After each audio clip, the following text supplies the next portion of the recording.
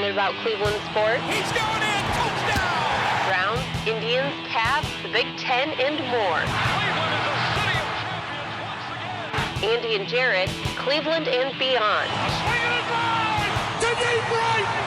Here are your hosts, Andy Billman and Jarid Watson. And we are live on Facebook and Twitter. Hello and welcome, Andy and Jarid, Cleveland and beyond. He's Andy Billman, I'm Jarid Watson, and this podcast is brought to you by Waiting for Next Year, original Cleveland sports reporting at waitingfornextyear.com. Holy shit, Andy. This is one hell of a thing we got going on here, not only in this country, but across the planet and in the Watson household as well.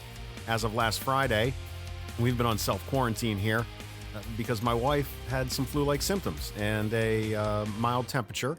She's doing well. She's in the bedroom being served every meal, as are both of my kids, for the next, we'll have 7 days left of this until my kids and I are out of the woods. And we're just keeping an eye on my wife, who she's, honestly, Andy, she's doing really well. We just want to make sure all symptoms have completely gone before I let her out of her cage. Right. It's scary, Andy, not gonna lie. And I know that I'm probably not the only one who's a little bit nervous and a little bit scared about all this stuff that's going on. But at the same time, you know, we do our best to try to find distractions. And I think this show is a good distraction. And I'll be honest with you, Andy, I've been struggling to even come up with any of the urge to do this show for the past week, but I need it. I know I need it, and I'm sure that there are other people out there that need it. So what the fuck? Let's do it, and let's try to talk about some things that make us smile. And I think we can do that by starting out by talking about the Browns and free agency, because once again, the Browns seem to be winning in the offseason. So we'll start with that. Andy, why should I care about this right now? Have the Browns made moves that they need to make? Are they going to work out? What's your take? Cleveland Browns. Well, first off, Jared's been going through a lot, and Jared, it's good to see your face. It's been a while. Even right before we went on, I told Jared, I'm like, God, it feels like we're doing the first fucking day back at school. Like, microphone didn't work, connection, recording didn't work, so it was funny. That was behind the scenes. Now right to the Browns. That's enough of that boring shit. It's good to be back. And it's been a very, very weird time. It's going to be certainly something we'll be talking about forever. Okay. To on the field, which is less important, but important for right now to be a distraction. I actually have a different take than maybe some. I think this is a good start, is what I'll call it. Right. The Browns had a lot of holes. We talked about that on previous podcasts. I hear the terms crushing it and great job, and I'm not on that level. I think this has been a good job. I think there's been some good things. Jack Conklin is number one. That was a must fill. That was a big fill for the Browns. They had two tackles that were missing. Mm-hmm. You're not going to put Wyatt Tiller out there. Hubbard, oh my gosh, if we saw another year of Hubbard, I think we'd all lose our mind. So to have someone out there like Conklin, that was a very good player, very good contract. That's a great signing. Hooper, here's the only thing about this guy. He's been steadily increasing every year. You like to see that in production numbers. Everybody knows this, listens to this podcast. David Njoku drives me crazy. So I would nothing more love to see than a guy playing to push Njoku, which I think is going to happen. I don't know. I got to say, I don't know what. I know that they're planning on having both of them out there. But if Njoku's not, I just don't understand why you would even swap at this point.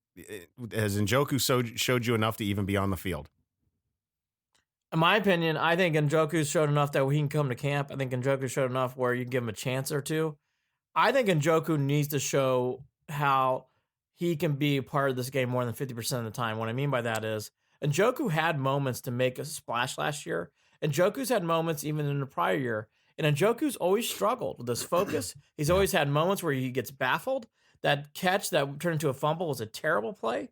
He was not in favor in the Dorsey camp. Now, he's the analytics guy, but even during the analytics era, when the Browns were terrible, which is hard to rate, especially when they're 0-16, but Njoku didn't stand out. And I made us being too harsh there, too, but it's like he didn't really play that great in 7-8-1, in my opinion. 0-16, okay, everybody stunk, but okay, I didn't think Njoku stood out. And last year, he had a really rough year. I would love to see Hooper get in there. My only thing with Hooper is, and that's why I'm not calling this a great signing, they overpaid for Hooper. I get it. I think it's fine. The tight end situation for the Browns, even last year, Jared, I commented, I thought the Browns needed to do something in tight end. They didn't do it. And I don't want to see Harris going out anymore. I don't want to see any of these guys. Seals Jones Jr. These are nice people. These guys are not big time players. Hooper will actually give this offense some dynamic ability. He is not a game changer, though. And I think some people get mistaken with that. Even though his contract is high, it doesn't mean that Hooper's a game changer. That's my only caution with something like that. I like the signing. I don't Andy, love the signing. I'm going to stop you for a second here. We knew that this might be a bit of an issue. But internet connection is acting really awful. There we go. Goodness gracious. We know we're going to have to deal with this a little bit. I just had a weird feeling that we were going to have a little bit of this tonight. I'm hard plugged into the router, so Me too. I don't know why it would be on my end. Then again, you're hard plugged in on your end too, aren't you? Yeah, I mean, let's just call it the way it is. There needed to be a technical issue. There has to come be. back. There has to be. So let's do one more minute. Can you see me facially at all? I could see you. Yeah, I could see you. It's not the greatest resolution, but I can see you. All right, that's all that matters. Look, you know what? I need filters. Filters help. Yeah. I need as much help as I can. The filters, it's everything anything I can do to help. Well, so if I'm a little bit like the Wizard of Oz, I'm fine with that. Well, totally fine with that. I just want to be able to hear you, Andy. That's all. Oh, that's important. Able to hear you. Can you hear me? I can. Oh, we've got a couple more messages coming in. Yes, sounds like a transformer. Okay, yeah. Well, let's slowly try to work our way through this mess. Again, I didn't expect anything less, to be completely honest with you. Okay, and EJ says the signal from Cybertron is working now, so that's what we're getting. Good. Now. That's EJ watching on Facebook. Of course, I said we're on Twitter. No one said anything on Twitter. How's it sound on Twitter? Oh, really? No one's watching on Twitter? Cool. Chirp, chirp, chirp, chirp. They're all watching Netflix. Who's causing the whole nation to slow down? Well, I'll tell you what. Why don't we give this a couple more minutes and we completely, shipbed this? Then we'll just record it from noon and then we'll post it. Again, Hooper is a good signing. He's not a game changer. I think he's been overhyped. Yeah. He's got a lot to prove. The one thing about Hooper that's nice is he's steadily improved each year. And when you have guys who steadily improve each year, that gives hope. And again, tight end situation for the Browns was lousy. There was no other really tight ends to pick up, so they overpaid to get a tight end. I totally get that. It makes sense. And then, the other guy in there that you don't want to see play, but it's now good safety is Case Keenum. If Case Keenum plays, I don't want to get into this. I can't believe I'm seeing discussion about him already. Case Keenum plays, we're in trouble. That's not what you want to see. No argument here. That you're already hearing enough where it's like, no. Case Keenum. Who's saying any of that? It's amazing when you dig deep into Browns fandom on social media. It's like, no. If you're watching this broadcast right now and you think Case Keenum has a chance at starting over Baker Mayfield, starting. Please acknowledge that and say this right now. Not starting, but challenging him. And even that, I'm like, no. It's not going to challenge him. He is a safety net in case of injury. That's what he is. And if he plays big minutes because of play on the field from 6, then the season's been a terrible. We are going backwards again. I caught we are going backwards again. That's good. That's good. Are you completely frozen now? Son of a bitch. Well, I'll tell you what. This is so annoying. It's time to say goodbye to Facebook. We'll record it. Come back and listen to the podcast on the page. You should say that. Then we'll get out of here. Let me see this. Let's just, oh my gosh. So first of all, we've got a yes that Case Keenum might start. See? And See? Dan. See, I'm telling you, the Case Keenum thing is more. It's not insane. I don't. By the way, I don't think he's going to play big minutes. I don't, and I don't want to play big minutes. But I've been hearing a lot of this. I've been seeing a lot of this. I'm just telling you. The only thing I would say to this though that I like I'm talking to another Browns friend this week, and she made a great point, so I'm going to steal her point. Case Keenum, though, coming in is a great sign because it shows that the Browns are going for it. Meaning, if something does happen to Mayfield, Keenum can step in and win games. Right. No, exactly. It's not he's not a throwaway backup. We'll put it that way. No, this is not Gilbert. This is not Drew Stanton. This is somebody that you hope can win you a couple of games, that you hope can gut it out with the team and win a few games if something were to happen with Baker. I get that. He's he's a Mason Rudolph of sorts. Well, again, it's this simple. It's this simple. If he's playing, well, he's not even Mason Rudolph. He's better than Mason Rudolph. Because Case Keenum almost led the Vikings to the Super Bowl. I was just throwing a name out there. But I like that. But here's the thing. You cannot hope for more than him stepping in because Baker needs to take a step back because of injury, which, again, that's bad. Case Keenum, to me, playing is not good. Not good. It's not what you want to see. All this to be said, before we get to the other signings, again, I love if you don't like the Conklin signing, I think you're lost. The Conklin signing made way too much sense. Oh, yeah. The contract was a great contract. Absolutely. It filled in a necessary hole. Now, I wanted to do this, so let me bring it up. If you look at the depth chart, and I know they've signed B.J. Goodson and Carl Joseph, and we'll get into the guy they got from the Bengals today. Jared, there are some major holes on defense. And then you got this whole Olivier Vernon situation, which I don't think is getting enough. I don't think it's getting discussed and talked about enough.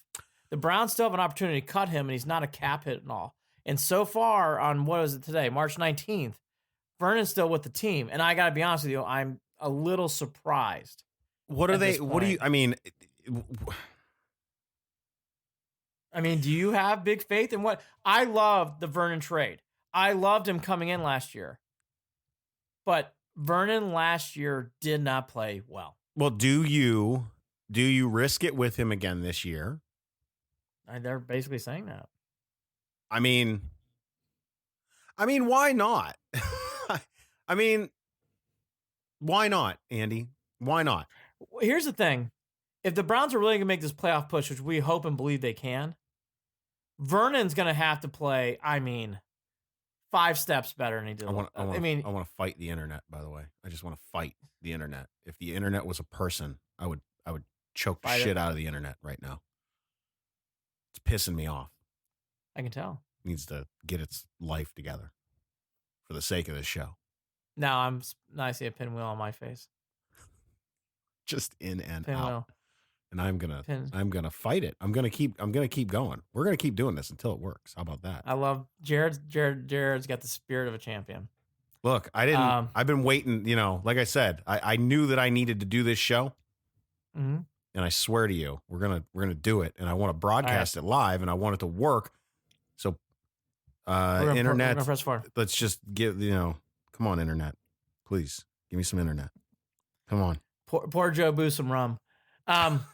Here's the thing. I bring up Olivier Vernon because I think he's going to have to play so much better than he did last year. And on top of it, Jared, Olivier Vernon is going to have to make an impact on games. He didn't make an impact on any game except for one, the Bengals game at home. Right. He made no impact on any of these games. Right. Richardson played above. I thought Richardson was a very good signing. Ogunjobi's Ogunjobi. He's consistent. Well, what about this? The Rams released Clay Matthews. Oh, I was going to bring him up too.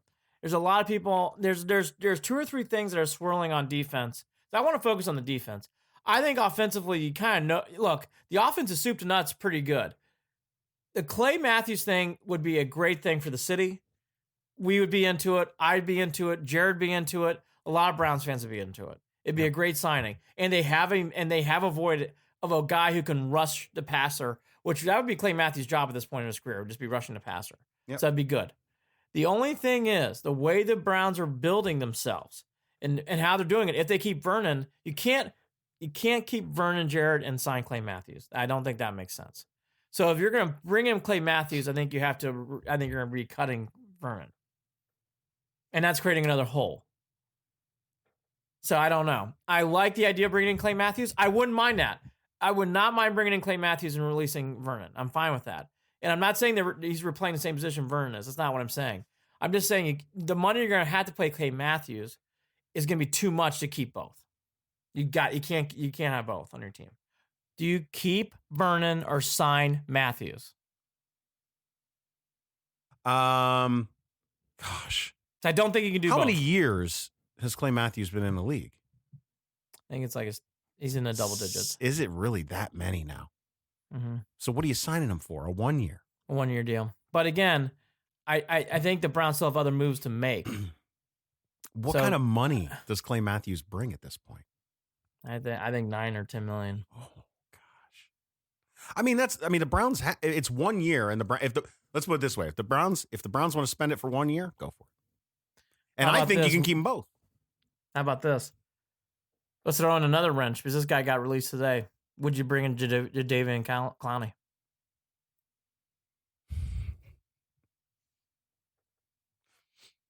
Clowney's better than Vernon, in my opinion. And you're paying him just as much. The bringing Clowney is going to be just as much money as you're paying Vernon right now. Are you still tempted by the idea of having edge rushers on both sides? Yes, you got to. That's what it's a must. It's a must. The Browns cornerbacks and secondary is very weak. The safety position for this team still needs a lot of work to be done. It's basically Redwine and this guy Joseph. I'll read you the names. It's not good. Yeah, go ahead. Read the names as the internet breaks up again. Did it really? It did a little bit. That's cool. All right. Whisper Ready? the names so the internet can't hear you. Oh, I'll whisper it. Cedric Redwine. Mm-hmm. JT Schwedrich is how I say his name, by the way. JT Hassel. And they should keep that kid Burris, but they don't have him signed right now. Burris, I thought, played really well at the end of the year. Yeah. I thought Burris was the one guy who showed up in the Bengals game. I know it's the Bengals, but I thought he showed up. But that's my point. Redwine struggled. So you got basically right now Redwine and Joseph. It's a really, really weak safety position. I mean, the safety position for the Browns is really, really, really weak. And let me get to your tight ends. Your tight ends are Mac Wilson, Taki, and Tay Davis. And then we signed. You mean your linebackers? I said linebackers. You said tight ends. Great. It's been a fucking great start to the show. I'm gonna drink a massive amount of wine after the show's done. Hey, dude, whatever, man. It's all good. We're just winging it, bro. We're just winging it. Who cares? BJ Goodson, who's a good run stuffer, who actually had better stats than our man Joe Schobert, which is interesting. Which, by the way, Joe Schobert. Let's just say this real quickly. I put him on rundown. Okay, he had a good we'll interview on KNR. We'll hold off. I didn't see. He's a great guy. He's a great guy. Yeah. Whatever. We'll get there. Well, we can do it right now. The Kirksey thing makes sense. Yeah. For people who don't know, he was so injured. He had a very good start to his career in Cleveland. He was too banged up. I love Kirksey. If Kirksey was not banged up, you bring him back. Schobert, and he kind of admitted this on KNR, and there's a great interview on KNR. The one thing he admitted on the interview was he was kind of miffed that the Browns never tried to really re-sign him during the season. And that's not on Andrew Berry, obviously. That's on Dorsey. And Dorsey never really made an attempt. Look, let's put it this way. Schobert clearly cared about the money because he didn't go anywhere where he was going to have a chance at making anything happen. Like you're talking, he literally left for money and weather. So whatever. I'm fine with it. Again, I like Schobert, but he could be miffed all he wants. I'm a little disappointed that a guy with that kind of talent, who was playing his ass off, didn't want to play somewhere and try to win. Well, I think he did. I think it's like a Duke Johnson situation where because of what happened in the middle of the year with Dorsey, that he felt like he was getting a cold shoulder. And by that point, by this time, the whole thing had changed. I think it was too late for Schobert. Yeah, well, your ego gets in the way there. I don't know. Well, no. By the way, you're not wrong. Yeah. You're not wrong. I'm not hating on him either for leaving. No. I'm just saying. You left for the Browns of the South. Well, my point is, Secondary, I think they need another defensive end rusher because okay, cornerbacks. We all know that I look on this podcast. Denzel Ward's very good. Other people's opinion, he stinks. I don't agree with that at all. Denzel Ward can play. He's a good player. He made the Pro Bowl. No, Denzel Ward was fine. The only difference is he just didn't have the only difference is he didn't have the takeaways. That's all. Correct. But as the season went on, he started getting. I thought he made a huge impact. Fine. Yes, absolutely, absolutely. Now, Greedy Williams was a rookie, but he really, really struggled. They signed this guy Kevin Johnson on Thursday. Good signing, but again, he's more of a backup. Does not start usually. So you have Johnson and Greedy Williams. You have a secondary with you signed this guy Joseph, and then you got Redwine. And then you kind of shrug your shoulders. And then your linebackers, you read them off. It's Taki and Mac Wilson. Wilson had a good year, but he struggled against the run. It made sense to the guy they brought in. That's going to help with that. And Taki's a lot to prove. Jared, if you don't have a secondary pass rusher on the other end, you are exposing your weaknesses. Yeah. You're going to have people who can rush the quarterback. Yeah. I mean, if you don't have that, I don't know if you're going to win games. Because you're not relying on your linebackers, and you're certainly not giving a fuck about your safeties. So you better fucking sack the quarterback. Now, offensively, the fullback was a good move. If he stays healthy, he's a good fullback. The kid from the Broncos. I forget his name off the top of my head. Here, I'll get it to you. My first name's Andy, which is a great name. So we know he'll be good. What's his name? He's talking about Andy Billings? Jonovich. So a good fullback. Again, Hooper, if he continues to be consistent, is good. Conklin made so much sense. But that's why, Jared, I'm saying for all these different things, I thought a lot of these were obvious things the Browns needed. Yeah. I don't think this is a home run off season, which is fine. It's hard to have a home run off season. I just don't think it's a home run off season. I'm not seeing moves that jumps the line to 4 or 5 wins. The Browns are going to have to improve because Baker Mayfield plays good. They're going to have to improve because all the other parts, including Kareem Hunt and Beckham, Landry, make plays on the field. I think even more importantly out of all of this is coaching. Well, of course. Coaching and leadership and who's going to be the leader in the locker room. These are all things that we had issues with last season. Well, they were all running in their own direction. They had no leadership. It was all, we're just out here trying to win.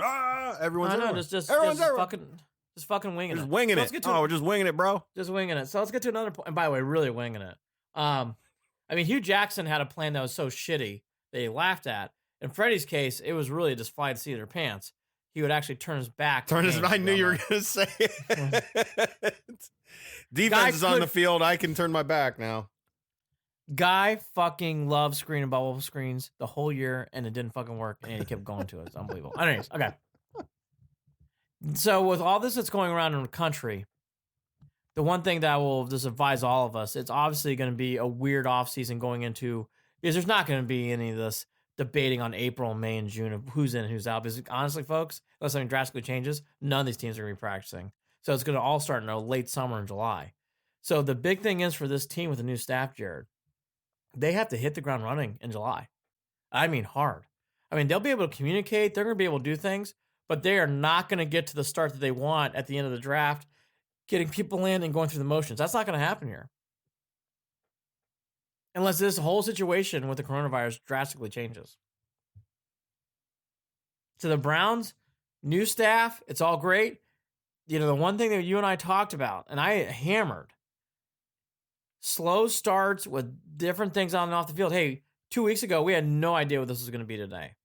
And look at what's going on today. I think the Browns are look, they can fight through it. And by the way, sometimes situations like this can really build a team and make them stronger. And maybe that's what will happen here.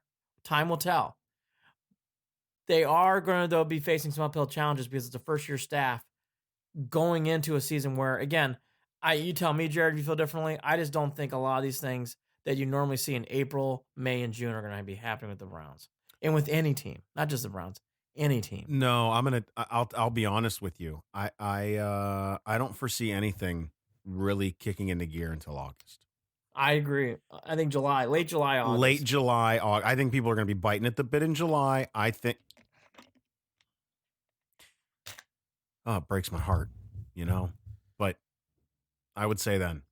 And I'll be honest, everything we talked about, Andy, everything we talked about the moves and whether they're going to matter and how good it's all going to play out and this and that. I think this is going to be the 1 year where shit, man, we just want to see people on the field. Well, yeah, it's gonna be great. And that works out in the Browns organizations. That works out in the Browns' favor. It will. They're going to get some forgiveness for this year. Oh, of course. Now, to go back to on the field stuff, I hope so. Billings is a good signing for the Bengals. He's a backup, but that's a great backup. So in case Ogunjobi or Richardson go down or need a break, Billings is a great replacement. Yep. So really, Jared, in your front three, Garrett, Ogunjobi, Richardson, your backup's Billings, you feel pretty good. Chad Thomas is not the starting defensive end, in my opinion, yet. So you got a good backup defensive end who can replace either Garrett or Vernon. But again, I think you're going to need to add another pass rusher. I think you're going to have to add someone who can sack the quarterback. Whether that you keep Vernon and you go for another linebacker, I don't know. Or again, if they want to get crazy and they want to spend all that money, maybe you keep Vernon and you sign Matthews. I think that's risky though. Even though I'd love to see that, I think that's a lot of money to two players like for that. For 1 year though. For 1 year, I know, but still, it's a lot of money. I think the Browns have the thing is, Jared, the hell out of it. I don't know. Jared, here's my problem. And I'm not doing the math, not doing numbers. They have so many holes still on defense that they're going to have to really pick up. The safety position worries me to death. The linebacker position worries me too. I think the safeties are just the tough thing about the safety position, I think, is when you're relying on the draft and relying on plugging and playing somebody out of the draft, you're going to get a lot of penalties. You're going to get a lot of mistakes out of these kids. These kids are going to get picked on, and that's just that's a part of the growing pains. But at the same time, that might be the only option, and so there is going to be some pain involved with this. Another pass rusher would help. Huge. That might be the way it has to be. It will hide your deficiency with what you might have at linebacker and what I think you definitely have at safety. In the cornerback position, again, like the signing today of Kevin Johnson, that will help push Greedy Williams. Greedy needs to be pushed. And again, Johnson is a natural backup. And hopefully Greedy Williams will play better than he did in his rookie year. Hopefully Taki plays better. I mean, the whole thing is in sports, you obviously hope your rookies will improve. That's the natural hoping here. Right. Red wine, too. You just hope there's improvement. And by the way, if that's so, all these words I have go away a little bit. But I just think there's major concerns there. And if you really look, again, at safety, it's so thin, Jared. You just wonder, they got to bring at least one more guy in. I think maybe two. And then, I don't know. And then linebacker, you're really, really relying a lot on Taki and Wilson, which is not new. And the guy they got, BJ Goodson, is a good stopgap. He's a good run stuffer. You're probably going to need to add one more linebacker in there. And again, that's why these rumors of Clay Matthews are coming about. Maybe you do spend all that money there and just say, fuck it. Our safeties are going to be really weak and we'll just have to figure it out. Because there's still a lot of rumors too about trading for the guy for the Vikings is on the training block, the safety.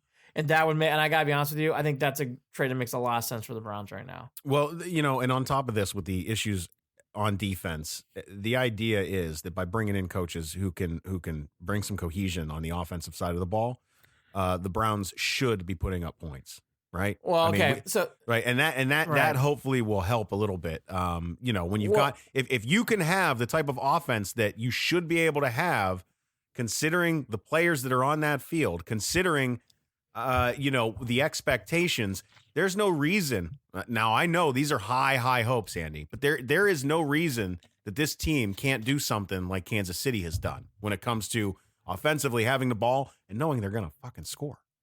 How about this? The big thing for I've hammered the defense too much. The offense, if you hand the ball off to Nick Chubb and let him lead this team, and you allow your other players to come around with your talent. The Browns have a ton of weapons, and Jack Conklin does solve a big problem. And a fullback and 2 tight ends right. And Njoku makes me nervous still, but okay. I know. Well, let's just say we're just saying hypothetically it all works out. You've got 2 tight ends. But I'm not dumb. On third down, if you run Kareem Hunt out there, the tight end position's wide open or Kareem Hunt's wide open. And Kareem Hunt open in space is dangerous. Now, we got to remind ourselves, Kareem Hunt is not signed. He is not on the team yet. He's a restricted free agent. He's a second-round tender. So if someone signs him, the Browns get a second-round pick back. I don't think anyone's going to touch him. No, I don't think so either. I think the Browns need to sign him. I really do. And then let's go to the latest thing that is picking up swirling again today from Bart Scott. Bart Scott announced today on a radio show, this is on Thursday, that he really thinks OBJ is going to be traded. His quote is, quote, "Just know you heard it here first. I'm telling you right now, Odell Beckham is on the trading block, and it's real right now," end quote. That was on his radio show, Bart Scott, talking about today, and today's Thursday, the 19th. And there's been a lot of rumors again about Beckham, so let's go down this road because we should, because the rumors have been swirling. And to be honest with you, I think it was more of a normal time. The Beckham rumors would be more whirling than what they are right now. Right. So, again, you've heard this on this podcast, but let's beat the drum again. If you want to trade Beckham, fine, whatever. But realize your wide receiver position is really, really, really thin. If you trade Beckham, I don't know what you can actually expect out of Landry at that point. Well, Landry's going to be everything, and now you're really, really putting pressure on the guy. Again, you're tied in, which is going to be Hooper, and you're really, I mean, look, Damian Ratley, Kadriel Hodge. Just stop. Are we getting excited about Tywan Taylor running routes? Listen, there's no reason. I got to be honest with you. You got to sit on this. You cannot trade him this year. You just cannot do it. I'm you not can't do it. Like, why would you? I just don't know why I'm you with do you. it. I don't want to go on a long rant. It's simple to what you said. Odell Beckham needs to stay. Now, if you trade him, I'm telling you right now, here's your 2 things you got to get back. And none of this is fucking draft picks yet. I don't want to fucking hear about draft picks. You got to get a serviceable wide receiver and a hopefully left tackle. I don't want draft. If I hear about draft picks, I want to vomit. I want a serviceable wide receiver. What does and or analytics left say? Tackle. What? What does analytics say? Oh no! If we fucking get draft picks, What does analytics say? Oh my god! So Bart Scott said that I would give keep me them your eye on draft picks, them. baby. And then we'll trade down.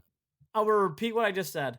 If this was a normal cycle of in our world, I think the Beckham rumors would be a lot more loud. Yeah. But because of the coronavirus and because of everybody else that's going on in the world, this has not gotten as much attention. Reading the stuff I'm reading today and hearing Bart Scott, I do think there's something to this. I don't think he'll be traded, but I do think there's something to this. I think it's a terrible idea, but okay. Oh, don't trade him. You can't. And again, if you trade him, and you do not get any kind of wide receiver back, you're relying a lot on, you better sign Hunt, because it's going to be Hunt, Hooper, Chubb, Landry, and then my favorite guy, Ratley, who sucks. Stinks. You do that. I don't know. I mean, not to say, obviously him and Baker were off all season last year, but you're putting Baker in another shitty situation. I gotta think. keep Beckham. So let's say this too. We talk about signing Hunt. There's no guarantee Hunt stays out of trouble. I know. Just not. You got to expect maybe you're only going to get 8 games out of him. Well, I think the big thing is with Hunt right now, and again, this is, when you have life-changing situations, in this case, it's worldwide. What's going on? Certain things start getting pushed underneath the rug. Kareem Hunt on this podcast has been talked about. I never would have brought him in. I thought what happened in the offseason in this past winter was not good at all. Right. All that to be said, you can now, in my opinion, if you really want to bring him back and you want to put him in there and plug and play, okay, I get it. Because right now, Jared, what I see on this team for depth and everything else, I get it. I personally would have brought back Schobert and let Kareem Hunt walk. Well, and there we go again. We talk about this all the time, changing the culture. The culture. I know. I would have focused on that. They didn't do that. So I got to go on what's going on now. And what's going on now is I would make big efforts if Kareem Hunt, which it sounds like, I haven't heard anything. If Kareem Hunt's on a straight and narrow and he's got everything in line, ready to go, bring him in. Because right now, I get the funny feeling you're going to need a guy like that because this offseason is going to be, it's just going to be goofy. There's way too much stuff going on. It's not going to be your normal offseason. So have someone like reliable like Hunt gives the team a lot of stability. Now, forgetting the Odell Beckham Jr. rumors for a second, to what Jared alluded to 5 minutes ago, if this is locked in, the Browns really are exciting on offense. They have a lot of weapons. They have a lot of speed. And now to the topic I was going to bring up to you, which I'll do now. I am not a huge fan of drafting offensive linemen in the top 10 of a draft. I don't believe in that. I believe you should draft a player with it's either an edge rusher or a quarterback or a wide receiver or a skill position player. Yeah. Or someone who can make an impact on the game. Big impact. I always believe you can get offensive linemen later in the draft. I'm a believer in that. It's just my belief, okay? There's big boys in every round, Andy. There's big boys in every round. I'm a big believer in this. There's big boys in every round. Because we drafted Joe Thomas early, and he was a Hall of Famer. He didn't bring big wins, if we're being truthful. Anthony Munoz for the Bengals, drafted very high by the Bengals. Yes, he got him to a couple places, but he really didn't change the game for the Bengals. There's lots of examples like this, and I love offensive linemen. I love me some Anthony Munoz. He came into my kindergarten or first grade class, actually. That's cool. Yeah. Good dude. Yes, very good dude. Very good dude. But my point is, if I'm being truthful, though, now, unless that kid Simmons falls back to you, or everybody has like a big, just like fucking brain fart, and somehow the guy escapes me, the guy who was fucking fantastic for the Buckeyes this year. If Chase Young, but none of those things are going to happen. The Browns are really set up to draft Jared, an offensive lineman, and a tackle.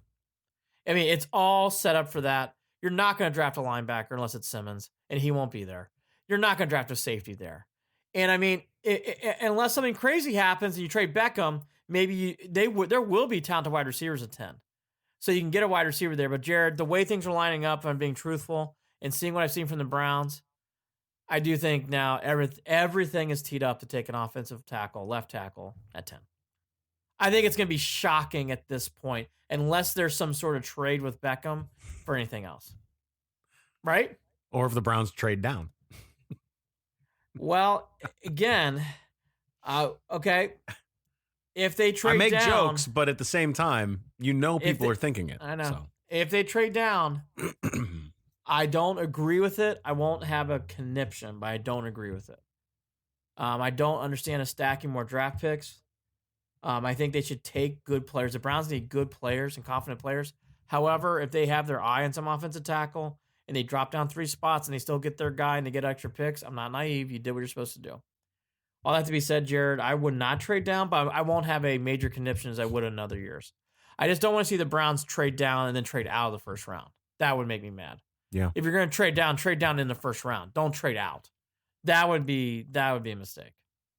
But if they trade down and they still get an offensive tackle, I can't complain. And from every mock draft, right, and that's the thing. If they're trading down to get something where they know they can back off because they know the position that they want and they know they're going to get value at the back end of that first round. Exactly. And on top of that, maybe save a little bit of money by getting someone at the back end of the first round, right? so. And they have. I won't hate that. If it's going to be. If that's the move they're making, then I don't mind if they go back, and I don't mind if they. I don't think they should do that, but I won't lose my mind. The only thing I would lose my mind is they trade out of the first round and then they're just done. Like that I think that's a mistake. I like these moves. I think they're good. The Jack Conklin move, you'll never hear me complain. That made so much sense. That was a great deal. Love that trade. They had to do that. Now you got Wyatt Tiller. You got supposed moving to guard. So you got your 4. You got Batonio. You got Treader, who's now the president of the NFLPA. You got Tiller. You got a surprise. Or Tiller. It's going to be your other guard. You got now Conklin. Again, everything is set up for you to draft your left tackle. So I would never do that in normal years, but you can now. And then, Jared, from there, I'll be honest with you. You do pick up an extra running back. You might pick up an extra wide receiver. I'll be honest with you, Jared. It's going to be all defense after the draft for the Browns. The Browns have so many needs on defense for depth that they're going to have, especially in linebacker and safety, which I just did a whole rant about. I won't do that again. So I think that's where you're going to see this draft go. Oh. Makes sense to me. Yep. And I'll say this too. I'm not naive. It made you feel good to see what the Browns did. I just don't think they've done great leaps, but I felt good, and it made me feel excited. It's nice to know that they're making moves, that the new front office has clearly they have a plan that they're executing. And we're just along for the ride at this point, Andy. You know, not that we have any say so anyways, but the point being, after 20 years of getting our asses kicked around, you know, whatever. Let's see. Go ahead, try it, do it, whatever you want. Let's see if it works. Yeah, that sounds like a good move. Yeah, that'll probably work. The only thing that I will say is I don't like the idea of Odell Beckham Jr. leaving this season. Maybe that's something you can do next year. I just do not think it is a good idea now. If you had Callaway and Hollywood Higgins, I would listen. Yes. You don't have those guys. There you go. Don't have those guys. Ratley, Hodge, Taylor, those are not, they can't be playing. You'll hear my rant about them. They are not wide receivers that will be playing big spots. I want to switch it real quick to the NFLPA. You were talking about Treader is now the president. This new agreement. There were players that were, am I wrong? Players were pissed off about it. Players didn't like it. I think there's three big stories that came out of this. Let's do the fans' perspective. I'll get to the players last. 17 games. So there'll be an extra road game or extra home game. If I were the NFL, I'd make this very clear and easy. On 1 year, it'll be all NFC having the extra home game. On the other year, it'll be all the AFC having the extra home game. Make it even. Just make it even between the conference. Make it that simple. And in fact, I would just add an extra game to play the team in the other league. I would not add another team in your same conference. Just make that easy. It's a showcase game anyways. Make it that easy. Will that be that easy? Probably not. But that's what I would do. If you want to make it fair, if you start flip-flopping teams or flip-flop... can you imagine if we played the Steelers for a playoff game and they had the extra home game? That would be a bitter topic. So we'll see how it happens there. It also adds another playoff team, which we all like. No complaints there. So now there's only one team, the team with the home field advantage that gets to bye throughout the playoffs. Everybody else plays. I have no complaints there. Yep, no complaints there. So I thought that was all good. The players are going to get a lot more money, and more importantly, it's not the fat cats that are getting the money. It's the players that we don't hear about. It's the players that are really on the cusp of making teams. Their minimum wage has gone up tremendously, and Jared, I think that's a really good thing. The reason why I don't dislike this deal is I love to hear things like that, where let's just call it the way it is. Your blue collar, your middle class players that you don't know their names. A lot of them don't even dress sometimes, or they play special teams or whatever else. They're making significantly more money than they did in the past years. That is a great big victory. That's why this passed. It didn't pass because of the Aaron Rodgers and some other people who did. I heard complaining. Not suspending for weed helped too, right? That was a big thing. And again, I just think I call that a victory, my friend. I call that a victory too. But again, if you want to just talk about why the players really got this through, the players who you don't know their names, I would have guessed probably voted yes because they know they're going to be making more money next year. And let's be fair, that's the way it should be. Players like that go out there and get just as much hurt as these other guys do. And so they have every right to make more money. Yeah. As for what you heard from I think the big thing that came out of this vote, Jared, which I think will need to be talked about in future meetings over there with the NFLPA, is that they had about, I think it was 20% no vote.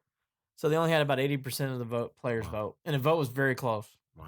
So those extra, I think it was like 400 to 500 votes that weren't tallied because they didn't show up. It's a big deal. It's a big deal. Yeah. It's a big deal.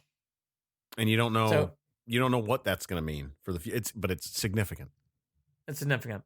But I like them as a fan. Hey, an extra team in the playoffs, a 17th regular season game. I'll be honest with you. When we did this podcast last year, I thought the preseason was so brutal. You don't need these preseason games anymore. 3 is perfect. It's all you need. It gets you in. It gets you out. Now it's easy peasy. Your first game is now more of an actual preseason game. Your second game's your warm up. Your third game's your throwaway. Jared will like that. I have no problem with any of that. This 4th preseason game was a joke. It was a joke. And if third preseason game will become a joke, fine. But at least you only got 3 of them and not 4. Well, you're just dragging out too, right? You're dragging it out. And by the way, we talked about this. Spring training, NBA preseason specifically, but NFL preseason, these things mean nothing. Nothing. The front 4 for the Browns looked unstoppable against the Buccaneers. Preseason game. It meant fucking dog shit. I don't want to get fucking hear about tweets about that shit next year. Yeah. I'm not. By the way, I didn't get hooked and you didn't get hooked, but there were many other people got hooked.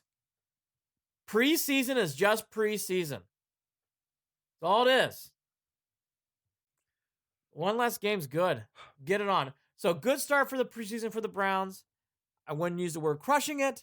I wouldn't say this has been great, but it's a good start, and they had to do that start. Please focus on the defense, though. A lot of holes on this defense.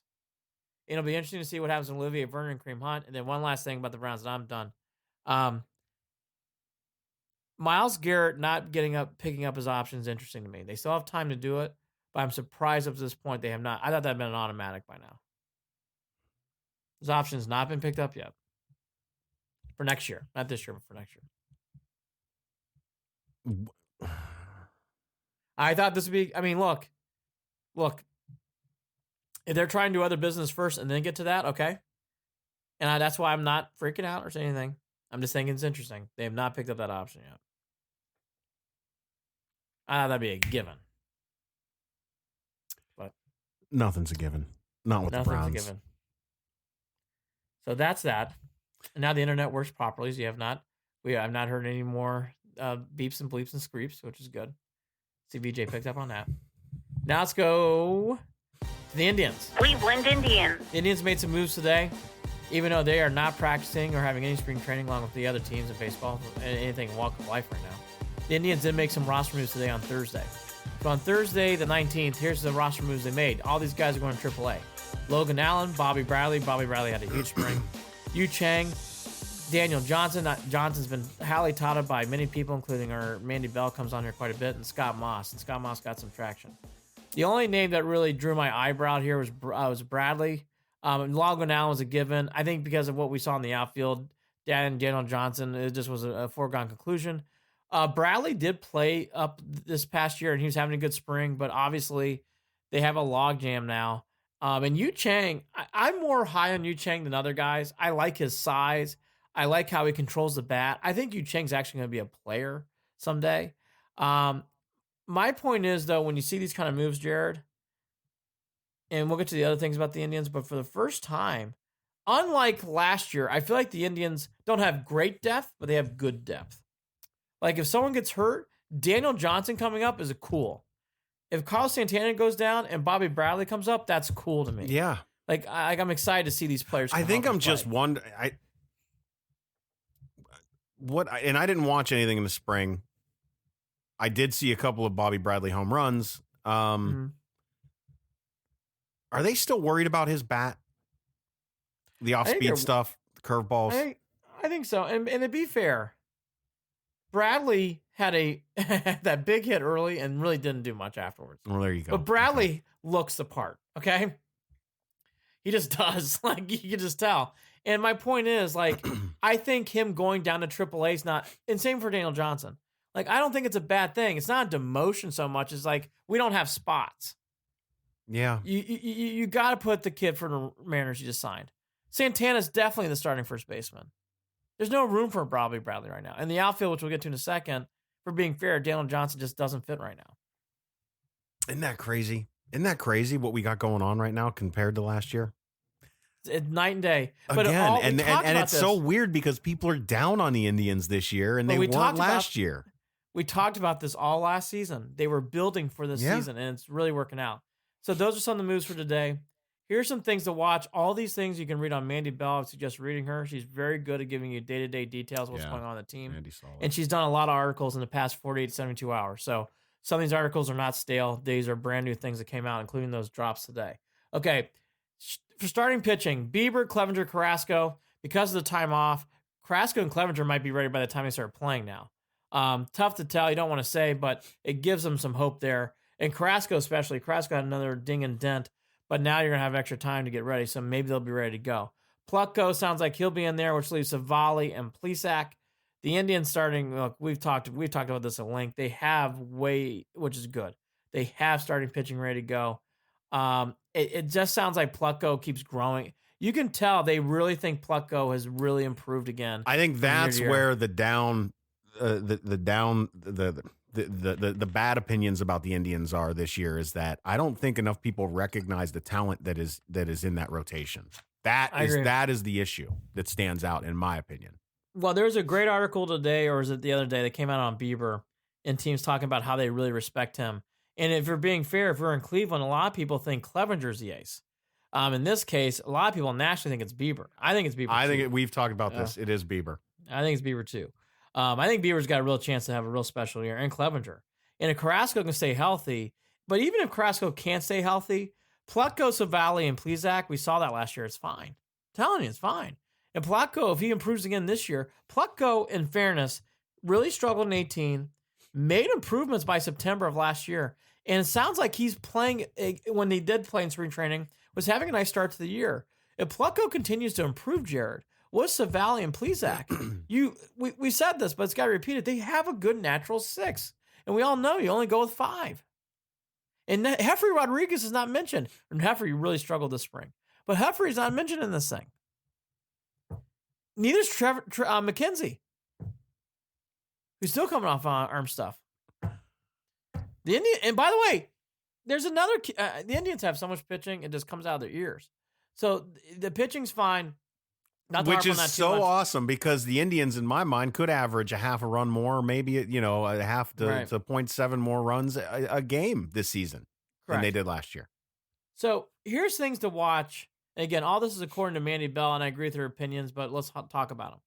The utility race between Freeman and Christian Arroyo. I actually, and I know the Indians probably think the same way.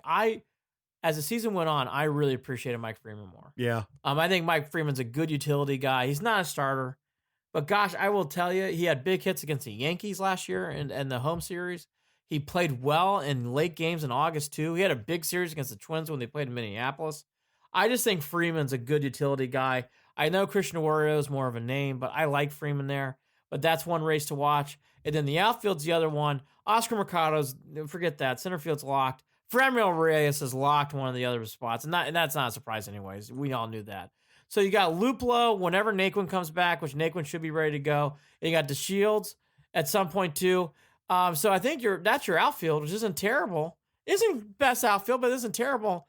And I think the one name that she mentioned here, which I do think, I don't want to do too much right now. Jake Bauers is still struggling. He did not have the best of springs. I'm starting to resign, Jared. Let's see what happens. Maybe this month you might be, will help him. but the Indians haven't. No, they're trying, but Jared, are you really going to sit down Delino, DeShields for Bauers? No. Are you going to play Naquin above Bauers? Yes, you have to. Beyond all of this, too, as we talk about this and we talk about the depth, something that stood out again with the Indians last season, besides the injuries and the already, ragtag outfield that they had early in the season, all of that, is that the Indians that ran out of gas at the end of the season last year when they needed wins to try to get in. And you know what? That's another difference for this season is that they will have, as you know, fingers crossed, barring injury issues, the depth is there to help them carry energy-wise for 162. That is another thing that we should be paying attention to. The Indians, like everybody else this year, let's just predict. I think they're going to lose some games, right? And and I was just going to say that too. Not that they even need the energy, possibly, right? Because. But I do think a hotter start would have been more important, anyways. But now the importance is not just there because of vibe and feeling, but actual numbers. If you lose games, you're going to have to play well coming out of the gate. And because I did this the other night, if you look at the Indians' early schedule, they play a lot of Red Sox. They play the Yankees on the road. Yeah. So if those games go away, the Indians are going to be losing games that they were going to play against tough teams on the road. They were going to play on Patriots Day against the Red Sox in Boston. They did have to follow up a week later in New York. Those are the games that are in early April, late April. So if those games go away, which they might, those are games that are going to help the Indians. They're going to go away. Let's just say I think they are too. Let's be realistic about this. I think that that's been a problem for a lot of people, is being realistic about this. Right. And if we're being realistic and we're not overthinking it, April is just not going to be a go. So May won't be a go. June. So we're talking July. To what Jared's saying, I'm not sure about June and July, but let's keep it at April, because the outdoor situation, I don't know how that implicates. Right. We'll get to the NBA I know. last. Yeah. Because the NBA is a very, very different story. Well, in the NBA, and the NBA is, thank God they canceled the season when they did. We're going to get to that last. Yeah. But the Indians need to get off to a hot start. So, again, just to recap, there's not a lot to talk about, obviously. It's the Indians and no one playing in baseball. But roster moves today. Bieber, Carrasco, Clevenger. Sounds like Plucko's going to be your 4 with Savali and Plesac. The utility race is interesting between Mike Freeman and Christian Arroyo. And then your outfield seems to be pretty much locked. The only thing is, will Jake Bauers make the team? The one other guy that's been brought up a lot that I wanted to bring up is this guy, Anthony Gose. Yeah. It came in as an outfielder. He's been throwing 100 miles per hour. The Indians did not make him one of the guys today who are moving down. Anthony has a chance to make this team. And I'm excited about it. And to pitch. This is an outfielder. To pitch. He's got I'll tell you what, he's got a closer name. Yes, he does. And he throws. Yeah, he really does. So keep your eye on that name. 100-mile-an-hour fastball. Yeah, and he's got a name like a closer. Oh yeah. Yeah, keep your eye on that name. This will also help too with the Clase injury. Is now he's going to get time back. And we mentioned Reyes already, but for people who don't know, Reyes had a fantastic spring. The other guy who appeared in a lot of headlines outside of Bradley was Karinchak. Everybody loves Karinchak.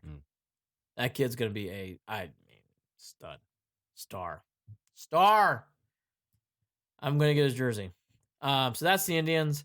To be fair, even when we do the next podcast, I don't think anything's going to change the Indians. So that's it for the Indians probably for a little bit, unless some things come down the pike with the other thing else.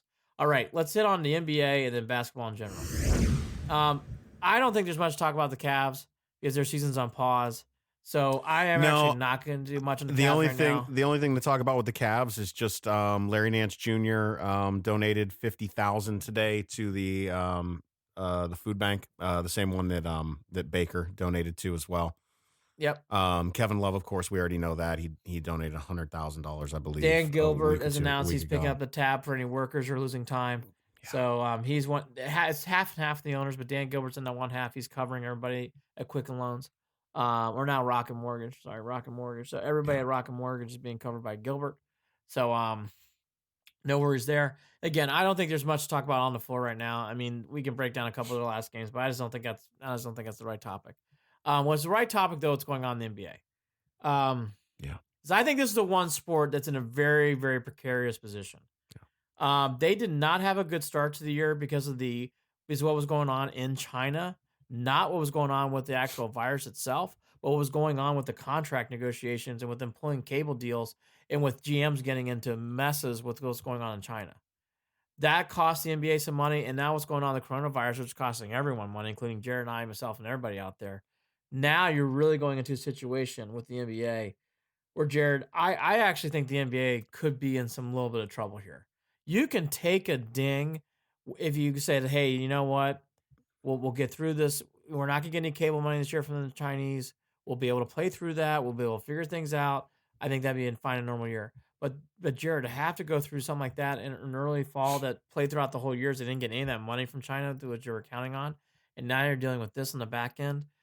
The NBA has lost quite a bit of money, and not just because of the coronavirus. And this They've was also- a cash-heavy, rich league only a year ago.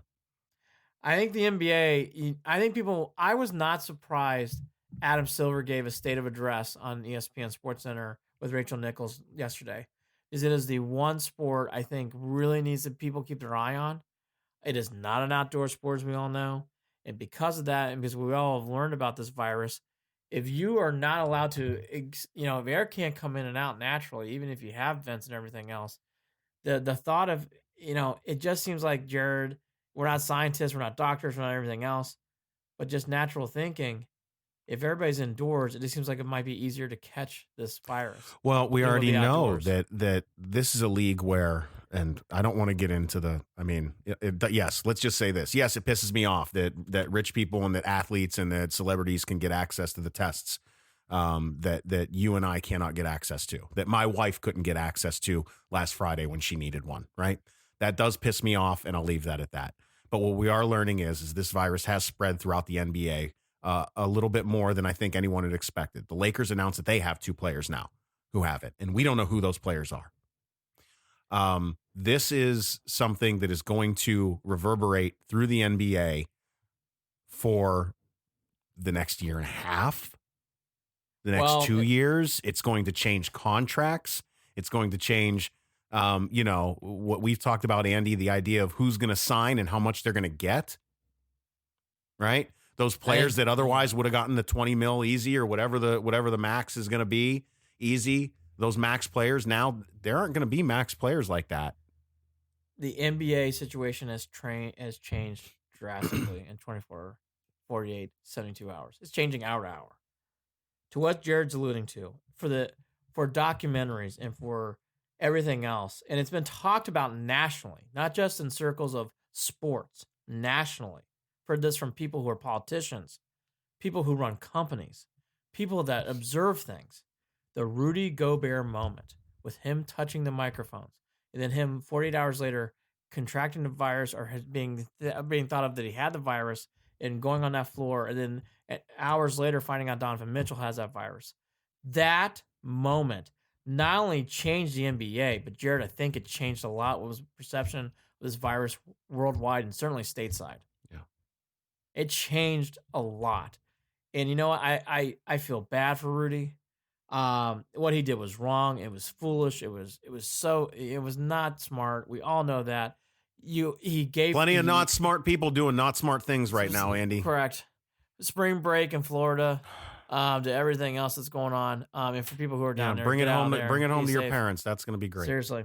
All that to be said, the Rudy Gobert moment is a life-changing moment and again, I think it changed perception. And I've heard this from people who are not sports people talk about this, how that moment opened up their eyes to what's really going on with this virus.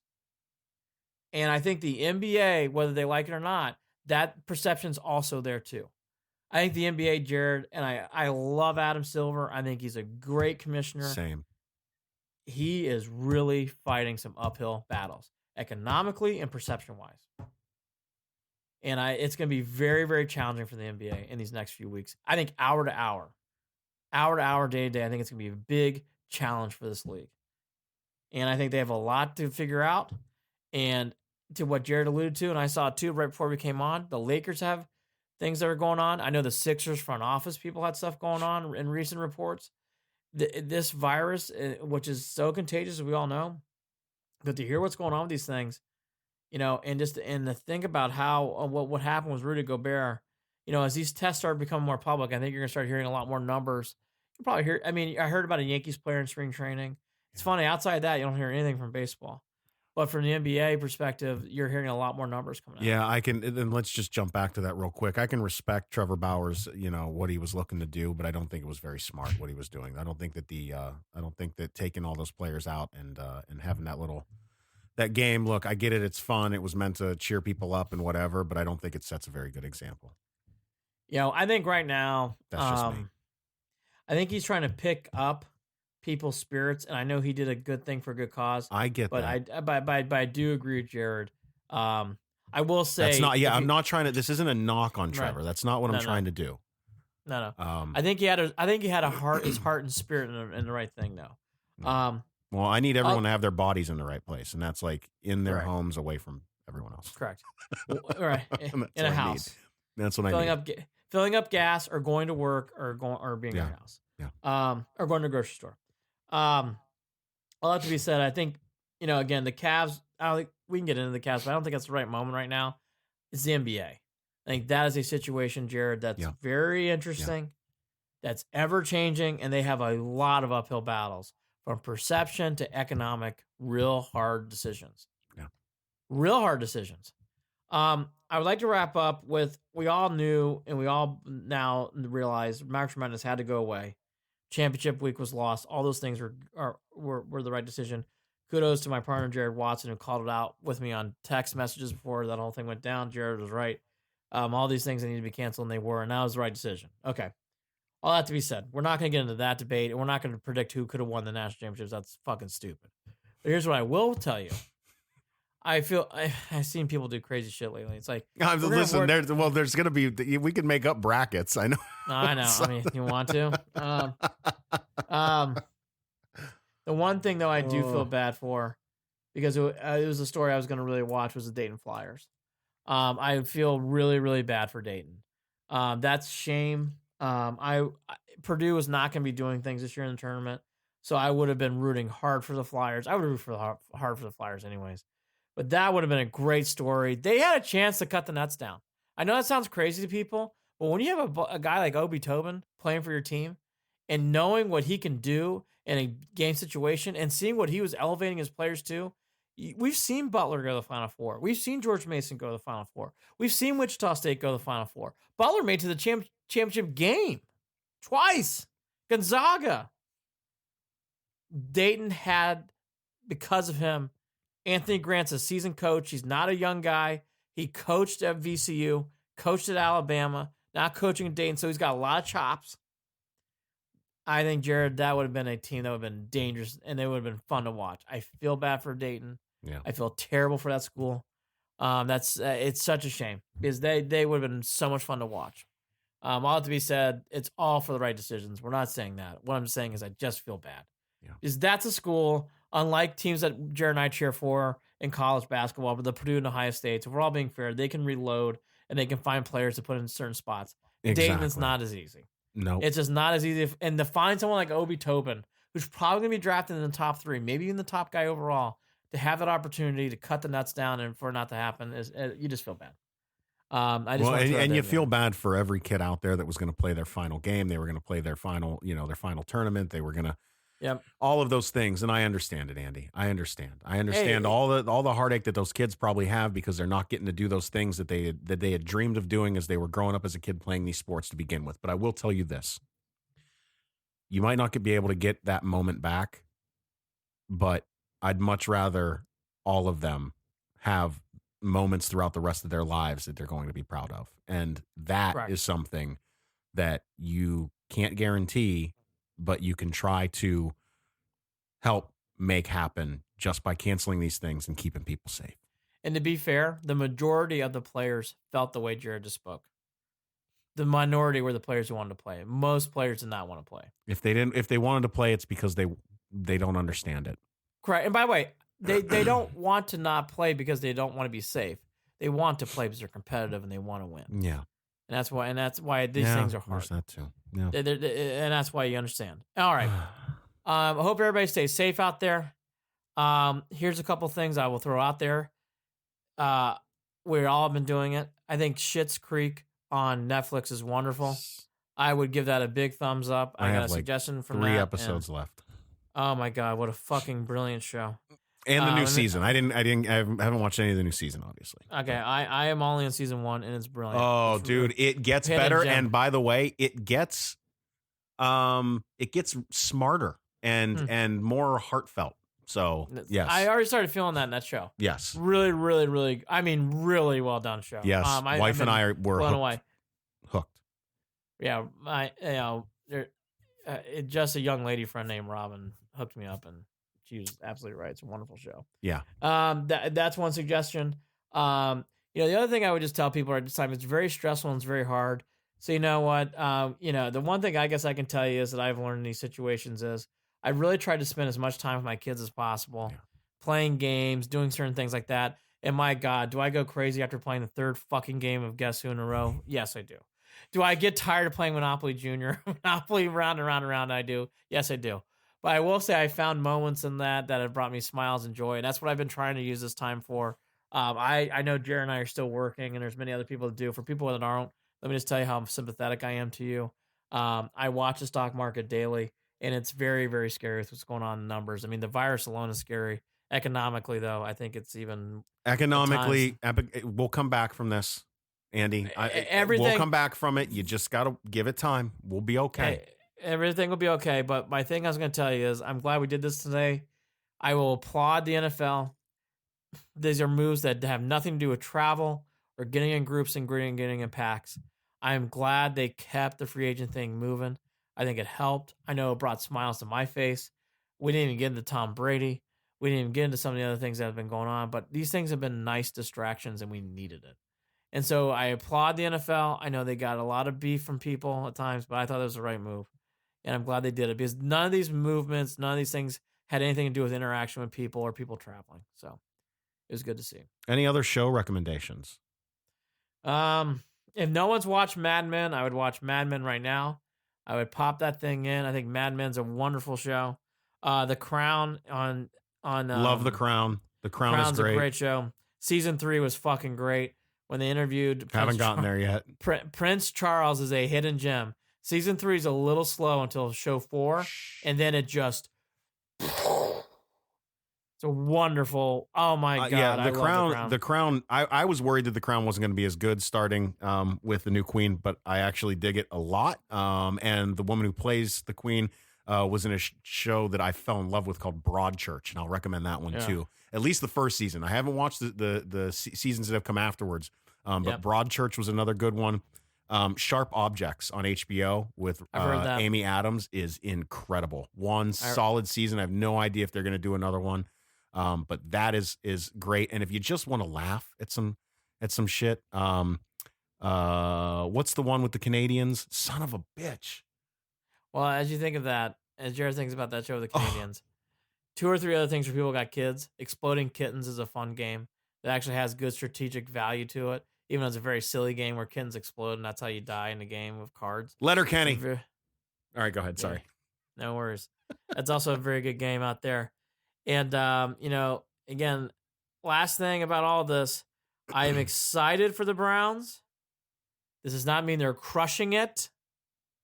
I just think they did a good job. I thought they did some things that they had to do. But I will give them proper props for Jack Conklin. That was a great signing for the contract they got. If Hooper improves, that's a good signing. It's a big improvement there.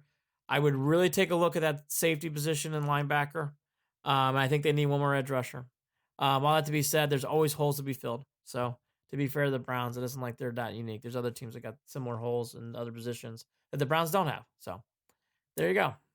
Andy, I also I want to say this one thing too.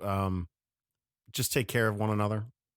It's easy to get wrapped up in the news or in articles that you're seeing, and there's a lot of disinformation that gets shared. Like it or not, there are some nations that look forward to sharing some things to get us to go and fight against each other, and we've been doing that for the past 3 years. And I will tell you that I know that I don't necessarily agree with a lot of people regarding things that they would consider politics. I don't really consider a lot of it politics. I consider a lot of it to be just my morals in general and what things that I believe in. But please put a lot of that to the side if you can and take care of one another. God, I don't know. I wish I had written something down to sound a little more eloquent as I say this, but I just don't think now is the time to start looking for enemies. I think now is the time to look for people to help and to be helped by, and that's the way that we're going to get through this stuff. That's all. So be close to your family, and obviously to keep in contact is very important. I've learned that in the last few days. Keeping in contact with people is very important. Well, did the internet break up? No, it didn't. It got through. Yes. You're good. I'm choking a little bit over here as I'm trying to lock out the show. Well, we Make got, sure we got you emotional. follow us on Twitter. I have been emotional. Admittedly, Andy, over the past week, I've been very emotional. I've had emotional moments where I've been I know. angry I didn't and mean where to I've tease been you like sad and where I've been scared. I've had all of those emotions because it's not easy to try to hold a household together when you're on your It's own. hard. When you're on It's your hard. own and wanting to take care of everybody and cooking all the meals and putting, I rebuilt my dryer again for the second time. That was fun today. So, and I get to put in a garbage disposal this weekend. So, at the same time, those things are nice little distractions too. At any rate, follow us on Twitter at CLE and Beyond, at CLE and Beyond. Of course, you can also email us, Andy and Jarid at gmail.com, Andy and Jarid, Jarid at gmail.com. Listen to us wherever podcasts are available. They're pretty much everywhere at this point. I think I'm waiting on, I was wrong. We aren't on Alexa devices for some reason. I got to figure that out with the Echo. I had an issue with getting TuneIn to work correctly. At any rate, we are brought to you by Waiting for Next Year, original Cleveland sports reporting from waitingfornextyear.com. He's Andy Billman. I'm Jarid Watson. Andy and Jarid, Cleveland and beyond. Please take care of one another and be safe. Go ahead, Andy. Follow Rex Chapman. Rex Chapman is a very, very funny man. Yes. He deserves. Follow Rex Chapman on Twitter. Oh Absolutely. my God, is he great? Absolutely. All right, take care. Bye bye.